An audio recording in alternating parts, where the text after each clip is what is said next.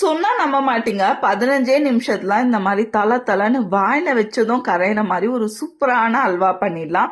இதுக்கு நான்ஸ்டிக் பேனா எடுத்துக்கோங்க. 3 டேபிள் ஸ்பூன் கொஞ்சமா முந்திரி ஆட் பண்ணி கலர் சேஞ்ச் ஆனோடனே 1/2 கப் கடலை மாவு சேர்த்து நல்லா மிக்ஸ் பண்ணுங்க. கடலை மாவு நல்லா நெய்யோட சேர்ந்து பச்சை வாசனை போடவுடனே இல்ல 1/2 கப் சுடுதண்ணி ஆட் பண்ணி நல்லா மிக்ஸ் பண்ணுங்க. பேன்லேயே ஒட்டாம இந்த மாதிரி திரண்டு வரும்.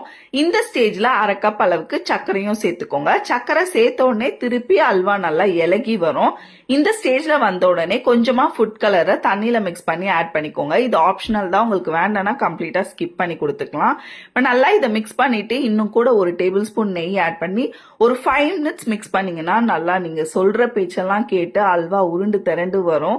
இந்த ஸ்டேஜ்ல ஸ்டவ் ஆஃப் பண்ணிட்டு சர்வ் பண்ணீங்கன்னா ஒரு சூப்பரான பேசன் அல்வா ரெடி. கெஸ்ட் எல்லாம் வராங்கன்னா டக்குன்னு செஞ்சு அவங்களுக்கு சர்வ் பண்ணலாம். டேஸ்ட்டுமே அப்படி இருக்கும்.